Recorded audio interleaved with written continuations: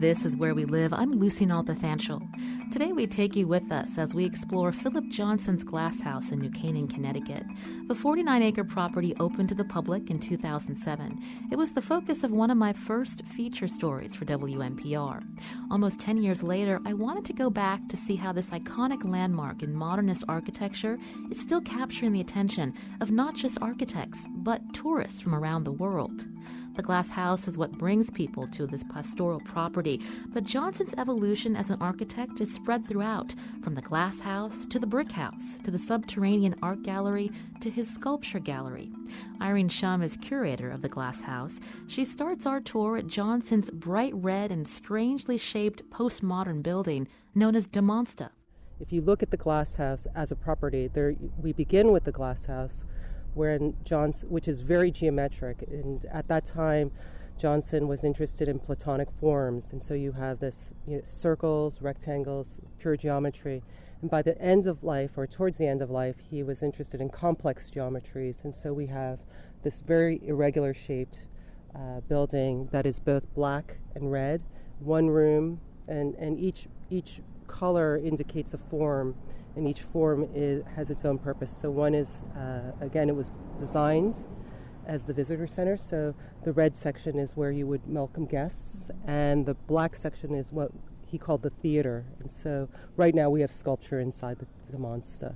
Now, I had read that this is Johnson's, because of Mies van der Rohe, the Farnsworth house. This was his version of that. Can you talk a little bit about, first, who Mies van der Rohe was and their relationship and how Johnson came to create the glass house? Johnson joined the MoMA, which was recently founded. MoMA was founded in 1929, and Johnson joined on as staff in 1930. And in discussion or at the request of Alfred Barr, who was then the MoMA's founding director. And Johnson was the founding director of the Department of Architecture, and he was organizing their first exhibition. And his first exhibition, he wanted to highlight what he considered modern architecture. And he was much more interested in the movements in Germany and in the Netherlands, whereas in New York at that time, what was considered modern architecture was more Art Deco, and he was more interested in the Bauhaus, these utilitarian forms. And so as he was traveling in Europe, he came upon Mies van der Rohe's studio, and Mies plays an important figure in Johnson's life or in his professional career and interests. He immediately gravitates towards Mies. Several of Mies's projects are included in the international exhibition that he's organizing, but he also then employs Mies to be the architect of his apartment in New York City, because he wanted his apartment to showcase this new modern architecture. And so, again, Mies is someone who Johnson imitates. And after this exhibition, he continues to be enthralled with Mies. Johnson leaves the MoMA, eventually goes to architecture school, and then after architecture school actually returns to MoMA. In 1946, he's organizing an exhibition of Mies's work. And around that time, in the discussion and planning of this exhibition, he's meeting with Mies. He's at Mies's studio. Mies is now designing a house for Edith Farnsworth, and they are discussing creating a house of glass. And there are interviews where Johnson is talking with Mies of, oh, this is impossible, how do you do it? And so Johnson sees what Mies is drawing, sees his models, and then has an aha moment and designs his own glass house. But I'd like to be clear that the glass house, Philip Johnson started designing his personal residence in 1945 as well, so the same time as Mies. But what he does is he's designing a house for himself before he even has property. He actually finds the property here in New Canaan in 1946. And we'll walk over, once we get to the glass house, we'll talk about how he decides to buy the land here. But Johnson goes through 29 different schematic designs. So he's really working out, what is my house going to be? And before arriving at this final design that we see in front of us. And so it was a long process. It wasn't simply, I saw this I saw this model and I saw this drawing, and now I'm going to make my own. It was a process of finding out what was right for him. So how about we walk closer to the glass house and get a closer look? Today, where we live, we're taking you with us on a tour of Philip Johnson's glass house in New Canaan, Connecticut. Curator Irene Shum leads us down a gravel path to the treasured landmark. So we've walked inside the glass house. Tell us about this structure. Again, it was built in 1949, is that correct? Yes, the glass house was completed in 1949, and the glass house is actually two structures. It is a courtyard house. It's both the glass house and the brick house. If you can think of the glass house as the main house and the brick house as the guest house, and they're connected by a gravel path that runs between a lawn. And people often ask, did he live here? And Johnson considered the glass house his primary residence. So and his career was in New York, and the way he broke his week was he spent, when he was younger, 4 days in New York, and then 3 in New Canaan. And then later it was 3 days in New York, 4 days in New Canaan. And then later in life, after retirement, it was full-time in the glass house. Philip Johnson did live here with his partner, and in fact, he died inside the glass house in 2005 in January. So he regarded this as his primary residence. Earlier you said that Philip Johnson started his design for the glass house much earlier than when he found the property. So how did he find this place in New Canaan? Philip Johnson studied at Harvard Graduate School of Design, and his teacher, Marcel Breuer, had recently moved to New Canaan. And so while visiting and looking for property, he also started to look in New Canaan because Marcel Breuer was here, as was Elliot Noyes. And during the weekend, they stopped along Ponus Ridge Road, and they walked down this parcel. And at that time, the descriptions, as Johnson has been quoted, was that it was entirely wooded. But he came upon this natural promontory that we see to our west. There is a dramatic drop in the property, and this natural vista is the reason why Johnson purchased this property. Now, to my left is a very large oak tree, and this oak tree was here in 1949, and Johnson said, I use this oak tree, I hang my hat off of it. So if you can think of the oak tree as this place off of which the glass house is hung. And the glass house is situated on this natural promontory, and as we look to the west, you have this incredible naturalistic vista. It's a landscape of meadows and forests. It looks very natural, but in fact it's highly sculpted by Johnson. You'd said that Philip Johnson and his partner David Whitney actually did live here. I mean, most people can't imagine living in a glass house. So what did he say about the space once it was created and he lived here for so many years?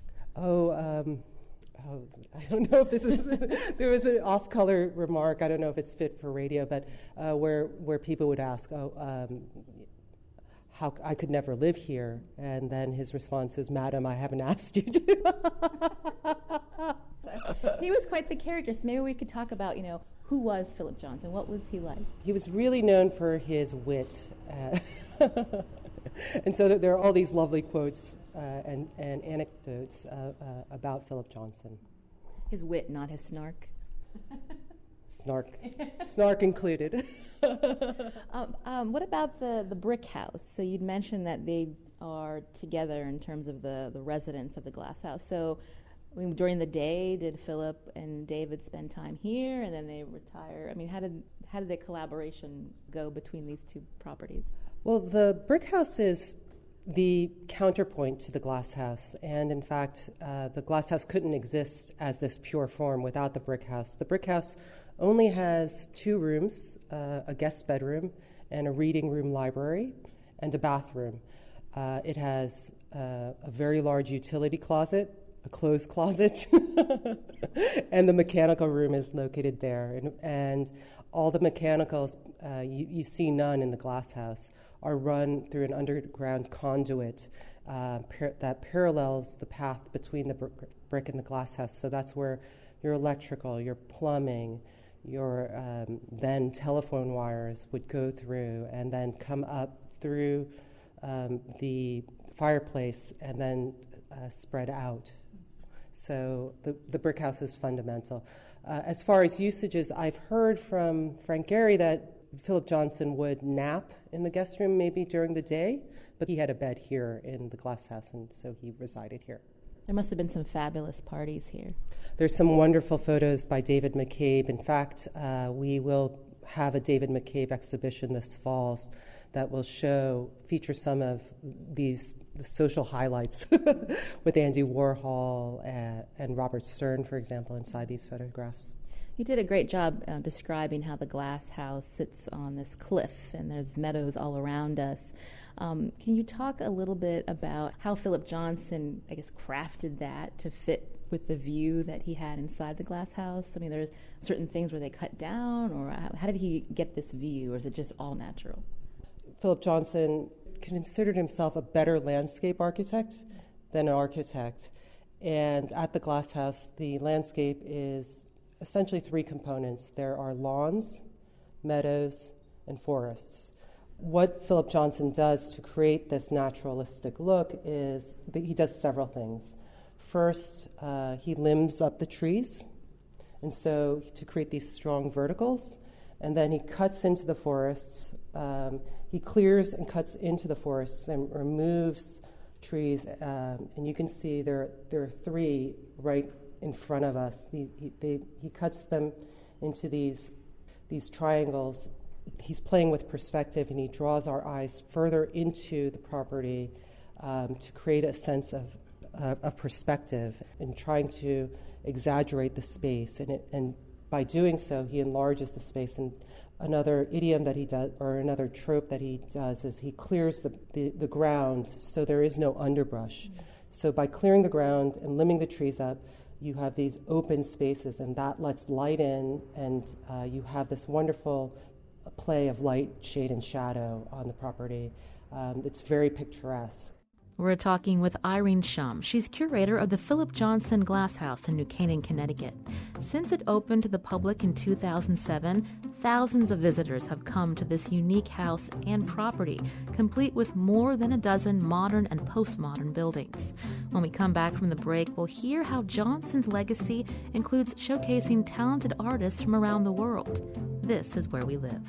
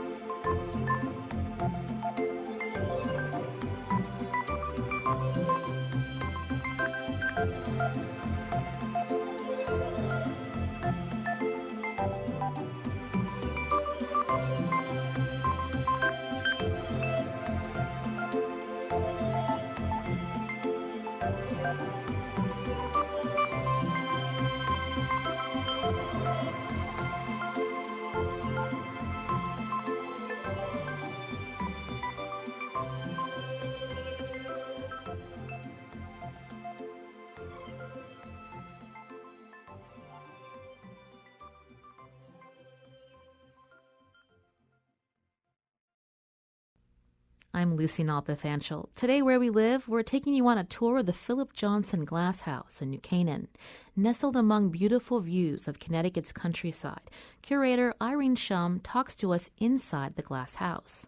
Later, we'll head down into the valley below the house, where Johnson designed a lovely pavilion and pond. It's the site of the latest artist exhibition there. I had read that Philip Johnson brought together a lot of talented people, and I'm curious about his legacy here. Now that he's gone, not just his estate, but the collaboration that the Philip Johnson Glasshouse has with the artist community, including what we're seeing in front of us. If you want to describe. We're very lucky here at the Glasshouse.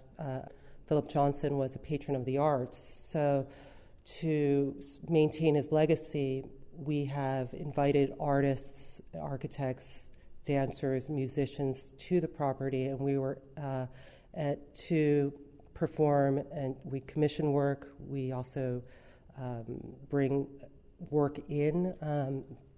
But so because of this, the temporary exhibitions and public programs continue the legacy of Philip Johnson and David Whitney as art patrons. Now, this year is our 10th tour season. It happens to be, as well, Philip Johnson's 110th birthday anniversary. And to celebrate this, we invited Yayoi Kusama. Yayoi Kusama is a Japanese artist. She's 88 years old, based out of Tokyo. And she had, for a period between 1958 to 1973, live in New York and practice. And as it happens, and Philip Johnson did collect her work. In fact, one of her works at the Museum of Modern Art, Accumulation of Stamps, was purchased by Johnson in 1962 and then donated to the MoMA in 1970. So when thinking about what to plan for this year, I really hope to do something fun and celebratory. I really wanted to have an artist whose work would be displayed in the Lower Meadow. And so here we are inside the Glasshouse, looking down at the Lower Meadow. Again, this is a vast amount of space. It's more than half the property. And thinking about what artist or architect or creative person could create a piece that would hold this space visually and be interesting, Yayoi Kusama was one of a very select few that could do it. And I thought Narcissus Garden would be really beautiful in the pond. So we're looking down, and it's like these silvery orbs are moving with the wind and the pond as it moves along. Yes, the Glasshouse is located actually on the east face of the Ripperwam River Valley, and so we have our own microclimate here. The winds come down from the northwest during the mornings, and then around midday, because we are close to the Long Island Sound, we get the tidal winds, and the winds shift and they come from the southeast and move northwest. And then again, towards the evening, it quiets down. So although the pond is not tidal, because of the wind patterns, all of these orbs continue to move. Now, there are 1,300 of these stainless steel orbs. They're mirrored finish. They create this very glittering effect when viewed from the promontory.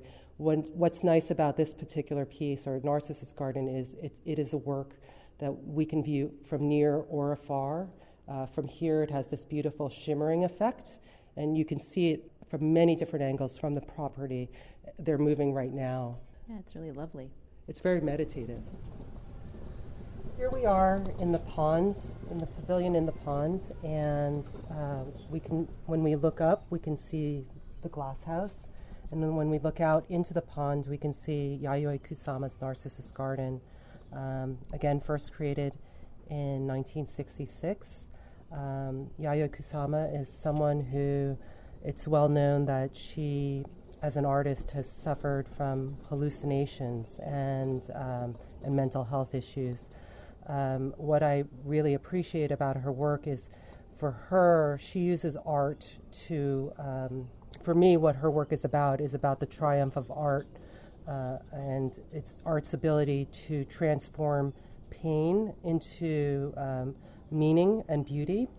Another thing that Kusama is known for is one of her idioms is the polka dot. Now, the polka dot, she says, she regards as an individual, and she is one polka dot among billions. And so when you look at Narcissus Garden, this particular work is comprised of 1,300 spheres. Each sphere is about, it's 30 inches in diameter, so it's just under a foot. And they are in the pond, and if you think of the way Kusama looks at the world, and watching these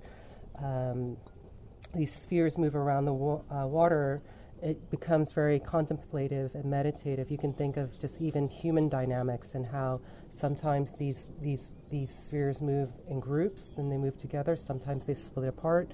Sometimes they're single ones moving on their own. It is a metaphorical work.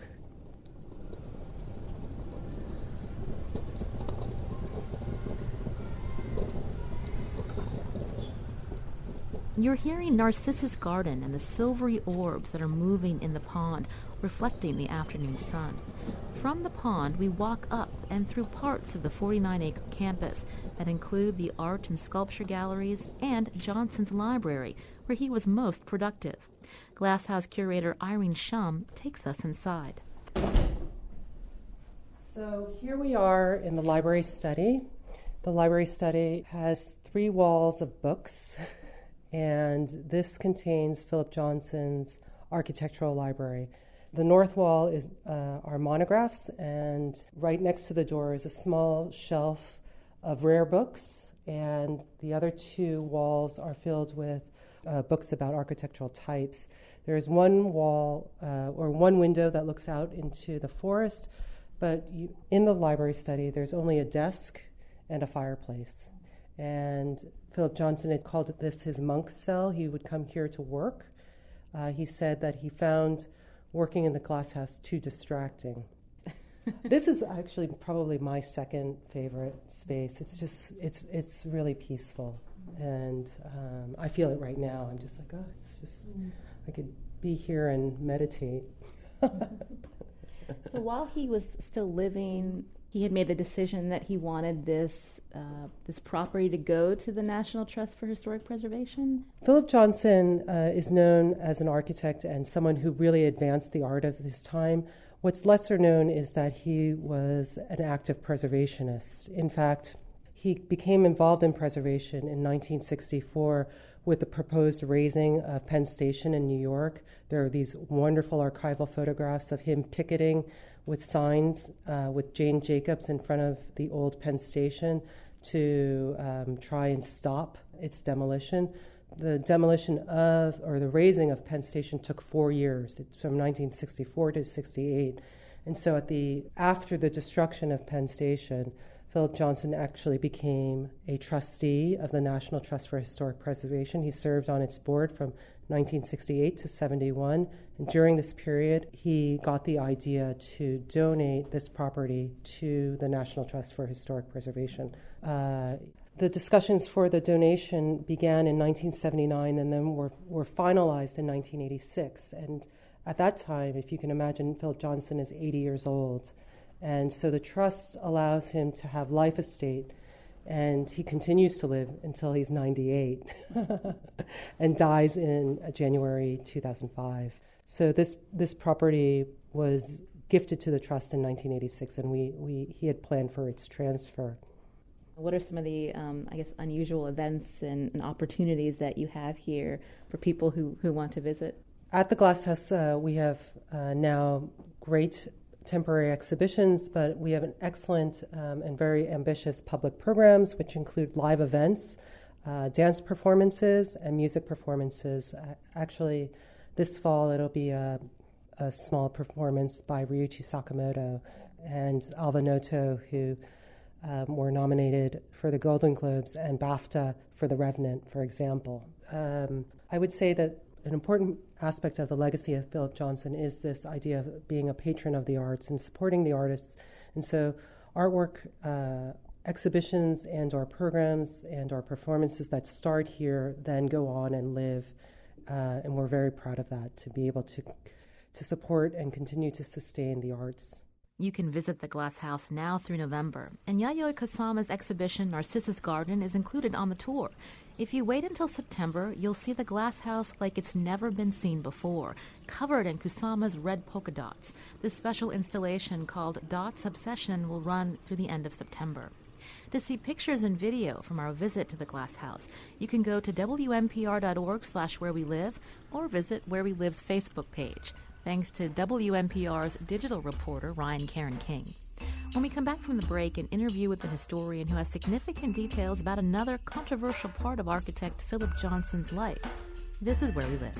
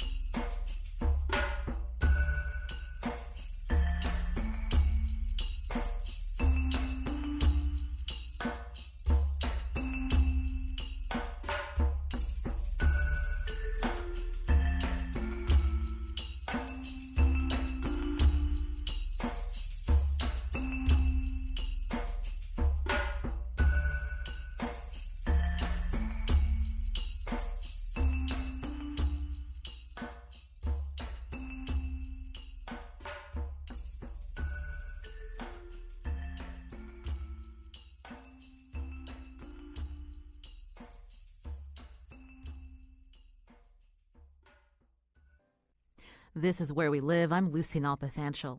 Coming up Monday, Connecticut's Old State House in Hartford has closed to the public, yet another consequence of the state's continuing budget issues. We'll find out more about its history and if there's a chance the Old State House could reopen. We also begin an occasional series called Know Your Rights. We'll find out more about the First Amendment of the U.S. Constitution. That's on Monday. Today, Where We Live, we've taken you along with us to the iconic Glass House in New Canaan, Connecticut. It's the home of Philip Johnson and his partner David Whitney, which opened to the public in 2007. Since then, thousands of people from across the globe have visited the home of the famed architect. But before Johnson changed the landscape of U.S. architecture to favor modernist design, Johnson had political interests that are surprising. Author Mark Wortman wrote about Johnson's Nazi past in a Vanity Fair article. That article stems from his research for his new book, 1941, Fighting the Shadow War, A Divided America in a World at War. Mark Wortman joins us by phone. Hi, Mark. You're on Where We Live. Hi, Lucy. Thanks for having me. So I know this is an all-encompassing book. Summarize for us how you started to look at the Shadow War and Johnson's place in that time. Sure. In the period before December 7th, 1941, when the U.S. was attacked at Pearl Harbor, the whole world was at war except for the United States. The U.S. was nominally neutral and at peace with every nation on earth, but we were caught up deep in the wars that were going on in Europe and in Asia, and we were simultaneously going to war and also debating within the United States what the proper role should be for America in these wars. And so there was this tremendous divisive argument and sometimes actual violent fights in America over what we should be doing. And there were many different factions that ranged from out-and-out fascists, Nazi supporters within the U.S., to liberals and social democrats who viewed the war in Europe in particular as not America's business.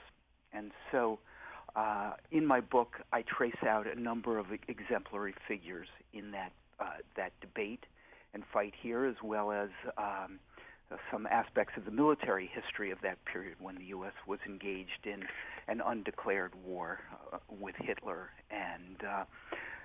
And in the context of what you've been talking about today, Philip Johnson emerged as a significant figure because of his fanatic devotion to Nazism in America and his connections to Nazi Germany.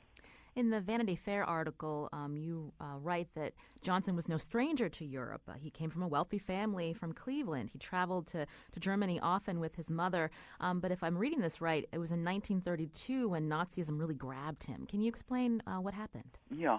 Well, actually, even before Hitler came to power, in 1932, Johnson, that was an extraordinary year for Johnson. That was the year in which he curated the International Style in Architecture exhibit at the Museum of Modern Art, and that really set the future course for American and eventually world architecture in adopting modernism as the great style in architecture for the 20th century.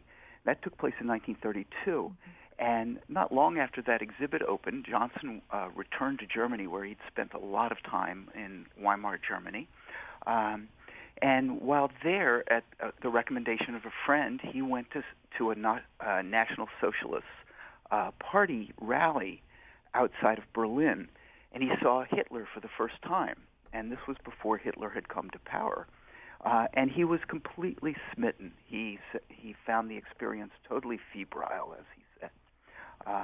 And he basically, from that point on, became an acolyte of Nazism and a devoted proselytizer for Nazism in America. Go ahead. Oh, and he returned to the United States, and he began to work for political causes that with the purpose of bringing fascism to America, or creating an American version of fascism. In your book, again, 1941, Fighting the Shadow War, Divided America in a World at War, you write that Johnson traveled back and forth between the U.S. and Germany. But I was curious, we hear often about Philip Johnson as this world-renowned architect, but, he was also a gay man. He also was a proponent of the modernist movement. These are two things that Nazism, was not about, and they actually targeted. So how did he reconcile that if he was such a fascist? Yeah. That's how he could hold the two in his mind is hard for me to explain, but Johnson had a very active homosexual life, and he had many gay friends in Germany, and he had many friends in the modernist architecture community in Germany, particularly associated with the Bauhaus. And the Bauhaus was closed down by the Nazis, and the Nazis considered homosexuality something that was punishable by death. So he actually aided some friends from the Bauhaus in emigrating into to the United States. But he wrote an article in which he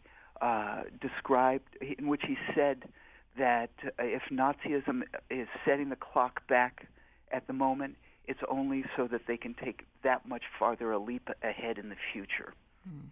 And he wasn't alone in this view of Nazism as somehow a revolution that needed to be accommodated.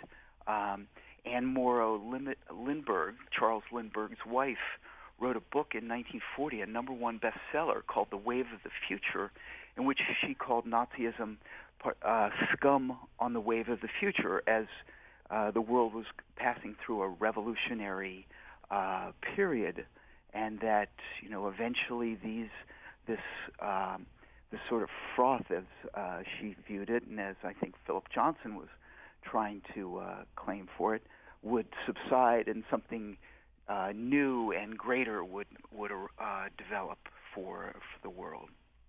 Again, this is Where We Live. I'm Lucy Nalpathanchel. I'm speaking with author Mark Wortman. He's an independent historian, a freelance journalist who's written several books. His latest, 1941, Fighting the Shadow War, Divided America in a World at War. His research includes a surprising look into Philip Johnson's political leanings, Before Johnson became a famous architect known for modernist architecture like the Glass House in New Canaan, Connecticut, you may be surprised to know that Johnson was a fascist. Mark, when I was reading your book, you open up the first two chapters, and it's the profile of two journalists, one William Shirer and another Philip Johnson. I was surprised to learn that he had gone over to Germany as a journalist. And can you talk about how these men were very different? Yeah, okay. Well, let's start with William Shirer. William Shirer was CBS Radio News' correspondent on the continent. He lived and reported from Berlin, and his invocation, "Hello, America, this is Berlin," was nationally known. And he attempted to convey to Americans just how shocking and frightening what was going on in Nazi Germany was. His reports were censored, but eventually he couldn't stand the censorship anymore, and he came back to the United States, and he went around the country lecturing about Nazi Germany and the direct threat he saw to America from Nazi Germany, and urging the United States to make a decision to get into this war and to bring aid to Great Britain, which was under terrible assault by the Nazis. The war began on September 1st, 1939, with the invasion of Poland by Germany. 2.5 weeks later, a group of journalists went with the German army into Poland under the auspices of the German propaganda ministry. And the propaganda ministry paired Philip Johnson with William Shirer. Philip Johnson was reporting for a tabloid put out by Father Charles Coughlin. Reverend Coughlin was a radio priest, immensely popular. Millions and millions of Americans listened to him every Sunday as he broadcast over the radio. And he also had a newspaper, a tabloid called Social Justice, that was filled with anti-Semitic screeds and pro-Nazi articles, pro-German articles, and a great deal about the threat that Jews in particular represented to the world. A lot of it was just absolute drivel. But Philip Johnson occasionally wrote articles for Social Justice, reporting from Europe as he traveled around the continent. So he managed to be sent by the German propaganda ministry, along with these other reporters from major news outlets, to follow the German army as they were basically mopping up resistance in Poland. And the propaganda ministry stuck Johnson together with William Shirer. Mm-hmm. William Shirer knew Philip Johnson was, as he said, an American fascist, and yet Philip Johnson was pumping him for information about his views and claiming that he was himself anti-Nazi. And basically, Shirer thought that Johnson was there to spy on him, and he and all the other reporters just hated him. Mm-hmm. So when did Johnson's, his political leanings, the fact that he was, I see he was listed at one time as an American Nazi, when did that start to catch up with him in the U.S.? Yeah. Well, he continued to work with pro-Nazi groups in the United States. He went around the East lecturing about Germany and its current state. He wrote, as I said, these occasional articles for Coughlin's Social Justice, in which he said that Americans were misinformed about Germany and about their intentions. But there were investigations that were being carried out by the government of so-called fifth columnists, Americans who were believed to be German plants in the United States, trying to basically soften up the American scene so that Americans would not advocate for intervention on behalf of the democracies in Europe, and perhaps so that the United States might one day itself be swept up by Nazi Germany. So these investigations were going on. Philip Johnson got wind of them. The FBI was trailing him, and he basically changed his spots. He went in 1940. He was 34 years old, and he went to graduate school at the Harvard Graduate School of Design. He had never gotten a formal degree in architecture, though he was a leading tastemaker in architecture by that point. And sort of was hiding in plain sight, I guess, until William Shirer outed him. And long before Facebook or Twitter, right? So how did he out him? In a book about his time at the Polish front? Yeah. So William Shirer, kept a secret diary while he was a reporter in Berlin. And he kept these pages of his diaries sort of hidden within his hotel, even though he knew the Gestapo was searching it. And if you read my book, you'll find out how he managed to sneak them out of Germany under the noses of the Gestapo.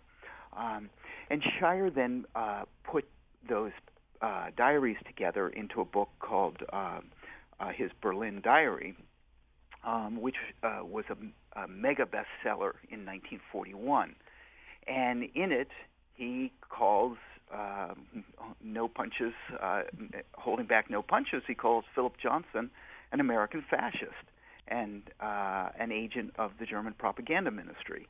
And while Johnson was at Harvard at that point, he tried to found an anti-fascist organization, and he even got involved in some kind of civil defense group that was organized at Harvard.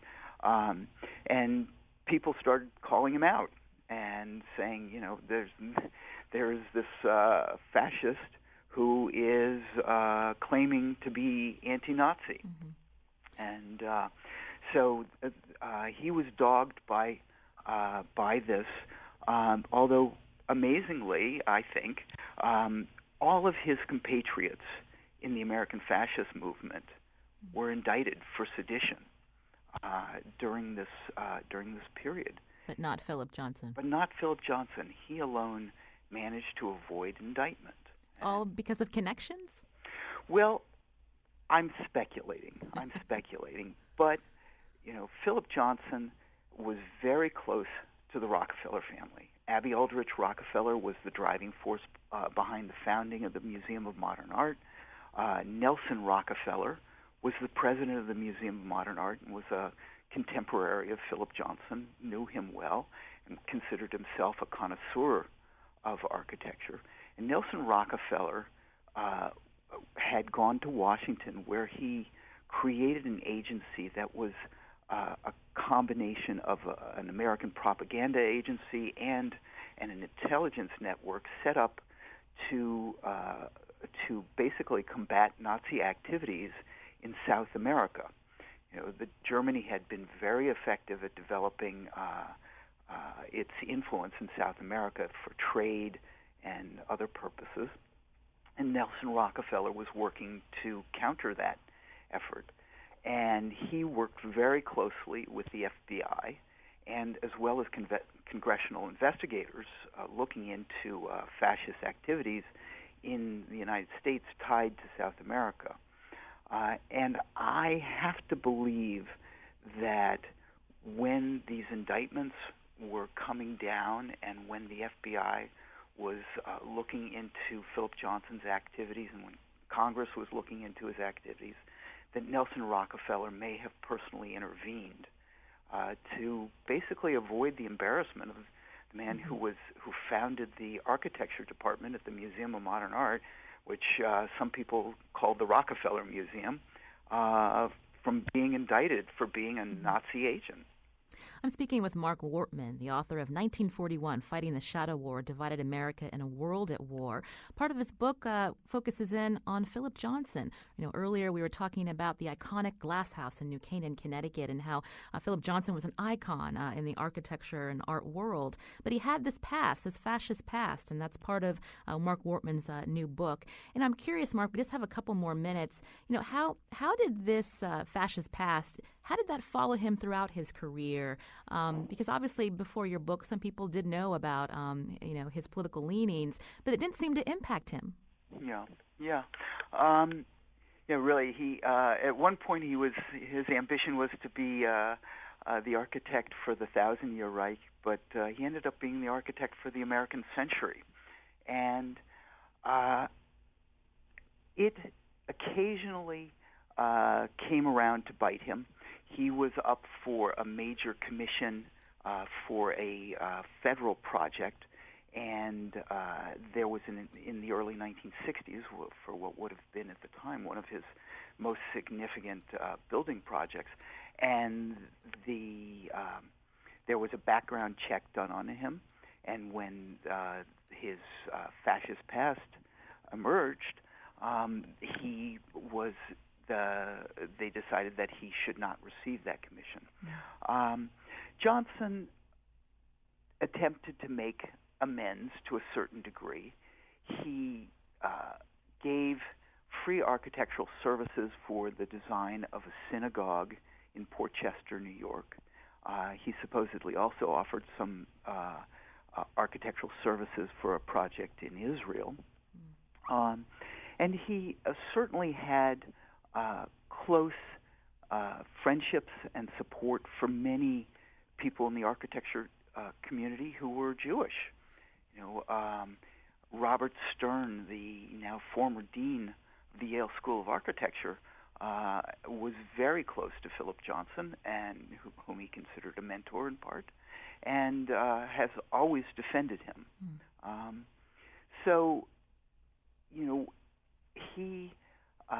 It was basically a submerged part of his life.